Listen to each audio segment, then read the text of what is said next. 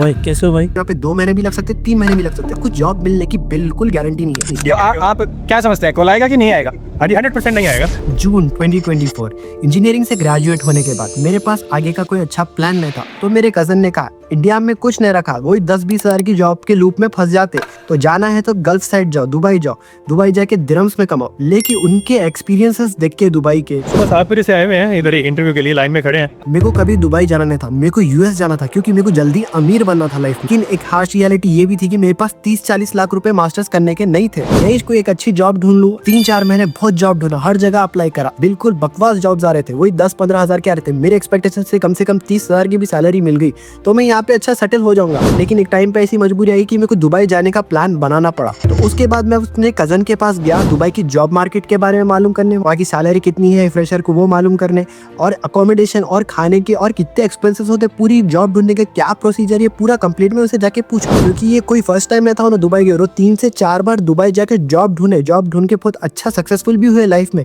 लेकिन कभी भी स्टेबिलिटी नहीं थी उनकी जॉब में। उन्होंने हर वक्त स्विच करते थे। उनके पास जाके मैं ये बोला भाई मैं दुबई गए बाद मेरी लाइफ तो सेट हो जाती ना। ये सुन के क्या बोले मालूम, आपको जॉब मिलने की बिल्कुल गारंटी नहीं है। Hi ma'am, I'm looking for a job. So No, we are not hiring right now. Who let you in? मतलब हर साल कितने की लाखों इंटरनेशनल लोग हैं दुबई में जॉब ढूंढने आते हैं। कोई लेबर की जॉब के वास्ते आता, कोई डेटा एंट्री की जॉब के वास्ते आता, कोई एंट्री लेवल जॉब्स के वास्ते आता, कोई आईटी फील्ड में आता। तो वहाँ पे दुबई में बहुत ज्यादा हायर कंपटीशन है, लेकिन सैलरीज भी बहुत अच्छी है। आपको कुछ टाइम के लिए स्ट्रगल करना पड़ता। मैं बोला कौन सा स्ट्रगल? आपका रेंट बचा है 500 दे। तो सब में पहले दुबई जाने से पहले कंप्लीट स्ट्रगल का माइंडसेट बना के जाना, क्योंकि आपको जॉब ढूंढने के लिए यहाँ पे 2 महीने भी लग सकते, 3 महीने भी लग सकते, लेकिन मिनिमम आप एक जॉब ढूंढने के 3 मंथ्स का वीजा लेना। अब सुनो कंप्लीट एक्सपेंसेस।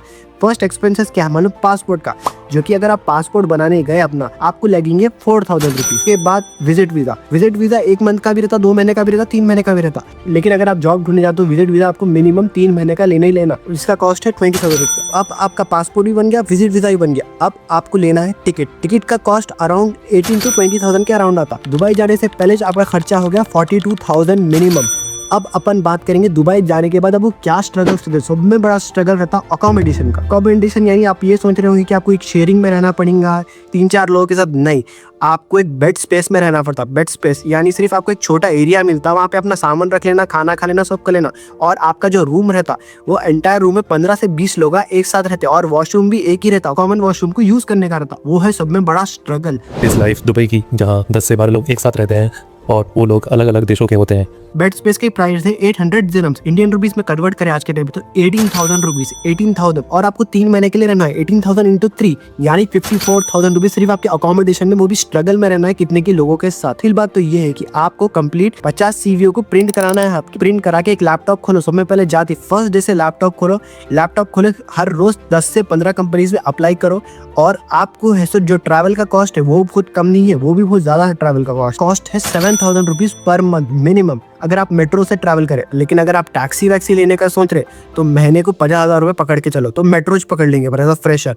तो अपने को पूरा रोज ट्रैवल करना पड़ता, जाके इंक्वायरी करना पड़ता कि कहाँ पे जॉब अवेलेबल है, कौन से वॉक इन ड्राइव चल रही है वो। अगर अपन स्ट्रगल करने जा रहे हैं ना तो फर्स्ट मंथ पूरा कंप्लीट स्ट्रगल रहता अपने को।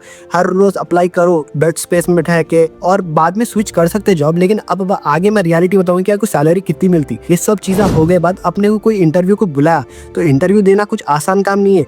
यहाँ पे लाखों लोग, इंटरनेशनल लोग आके एक दूसरे से कॉम्पीट करते। बंदा है जो कि बाहर का है, उन्हें पूरे कंप्लीट हर फील्ड की, हर डोमेन में अपने रेज्यूमेस बना के लाया। तो उन्हें इंजीनियर भी बनना चाह रहा, उन्हें डेटा साइंस भी कर रहा, उन्हें वो भी कर रहा, उन्हें MBA भी करा, सब देखा। उसको जो जॉब मिले उन्हें वो कर लेना चाह रही है। वीडियो देखो आप। क्या जॉब ढूंढ रहे हैं? देखिए office administrator, customer support specialist, real estate, guest services, sales executive. और अभी तो लास्ट एक्सपेंसेस सुनो आप, जो कि है खाने का। आप खाना क्या खाएंगे? आपको मिनिमम कितने पैसे लगते हैं मालूम खाना खाने?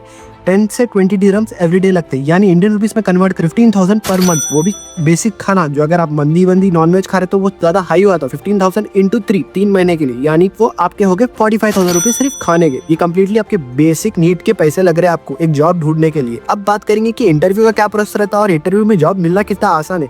ये सब आप स्ट्रगल कर लिए बाद कोई आपको एक इंटरव्यू कॉल आया, तो आपके लक। अब गए बात क्या होता, अनलाइक इंडिया के साथ आपका कोई राउंड्स वॉन्ड्स नहीं होते, जो भी छोटे मोटे स्टार्टअप्स रहते हैं, अगर आपका सीवी देखे और आपका सीवी इंप्रेसिव रहा तो आपको on the spot offer letter provide कर देते और आपको नेक्स्ट डे से ज्वाइनिंग रहती। इंडिया के साथ नहीं रहता, पूरा कंप्लीट प्रोसीजर फॉलो करना, क्यों वो तो छोटे मोटे कंपनीज रहते। लेकिन जब कोई फ्रेशर जाता उसको घंटों लाइनों में ठहरना पड़ता। इंडिया में भी लाइनों में ठहरना पड़ता, नहीं बोल के नहीं, लेकिन उधर भी घंटों लाइनों में ठहरना पड़ता। वहाँ पे आपको बांग्लादेशी मिलते, पाकिस्तानीज मिलते, एशिया के पूरे अलग अलग लोग मिलते, मोरक्कन मिलते, सब मिलते। उन लोगों से सब में कम्पीट करे बाद आपका रिज्यूमे स्टैंड करा तो आपको सेलेक्ट कर लेते फर्स्ट राउंड में। उसके बाद आपकी बेसिक सैलरी कितनी रहती मालूम, एंट्री लेवल 3000 दिरहम्स। इंडिया में कन्वर्ट करें उसको 75,000 रुपीज़ इंडियन रुपीज़ में आता हो।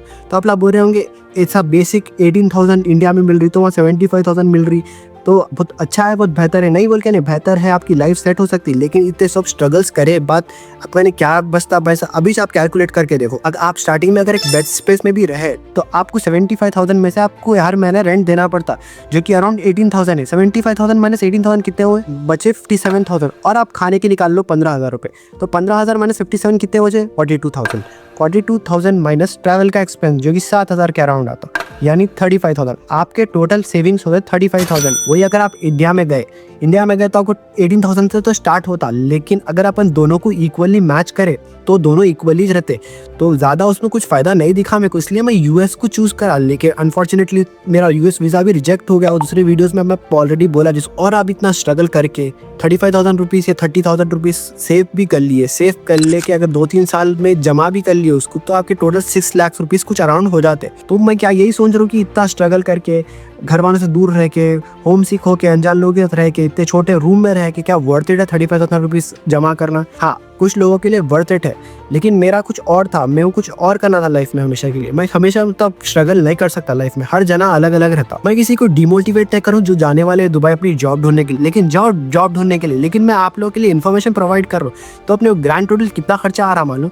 1,62,000 रुपीज़ मिनिमम। अगर आपको जॉब फाइंड करने के लिए दुबई में जाना है तो आपको 1,62,000 रुपीज़ देने रख के जाना, और ऊपर से 25 से 30,000 रुपीज़ आप लोगों का बैकअप रख के जाना। कुछ भी गड़बड़ हुई तो आपको बैकअप पैसे रहना। तो अप्रॉक्स 2 लाख रुपए का तो खर्चा है आपको जाने के वास्ते दुबई जॉब ढूंढने के लिए। और गए बात कोई गारंटी नहीं है, ये बात याद रख लो, आपको जॉब मिलेंगी बोल के बिल्कुल गारंटी नहीं है। बताओ दुबई, प्लीज आपके हाथ से हाथ जोड़ के भी मेरी दुबई में जॉब नहीं लग रही क्योंकि मेरा रेफरेंस नहीं है। जो मेरे कज़न है उनका भी कितने की बार बाहर गए, कभी कभी जॉब नहीं मिली तो वापस भी आना पड़ा। और जो मैं बोला उनको भी उनको बहुत सक्सेस मिली इस चीज़ में, उन्होंने बहुत बार गए, बहुत लाखों रुपए कमाए, बहुत लाखों रुपए लेके आए, लेकिन स्टेबिलिटी नहीं रहती उसमें। मेरे कुछ और प्लान है लाइफ के, तो मैं अभी दुबई का ऑप्शन अभी कंसिडर नहीं कर रहा हूँ। मैं यही सोच रहा हूँ कि एक अच्छी जॉब इंडिया में मिल गई और साइड में अपन कुछ और 2-3 चीज़ें कर ली है, ऑनलाइन बिजनेस भी कर लिए, तो अपने कुछ फ़ायदा है ना।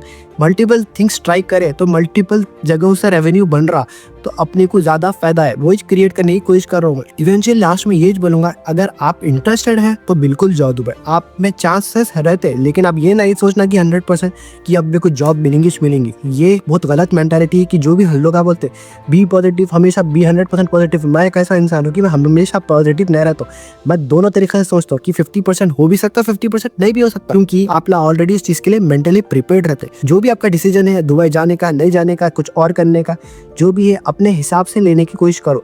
ये नहीं कि आप उनकी सुने तो ये होगा या उनकी सुने तो ये होगा। सब जने आपके पास एग्जाम्पल्स है, उन लोग के एग्जाम्पल से सीख के आगे बढ़ने की कोशिश करो। और लास्ट में ये बोलूँगा, अगर आप जॉब ढूंढने जा रहे हो तो बेस्ट ऑफ लक। मैं चाह रहा हूँ कि आपको जॉब मिल जाए। वीडियो कैसी लगी जाके कमेंट में बिल्कुल कमेंट करो आप लोग, मैं आपके हर कमेंट का वेट करता हूँ। तो कैसा भी करे कमेंट करो, लाइक करो, सब्सक्राइब करो, शेयर करो। मिलेंगे अपन नेक्स्ट वीडियो में, बाय। अब सोने आया है यहाँ पे, अबे जॉब कब देखेगा? 11:30 बज रहे हैं, अप्लाई कब करेगा?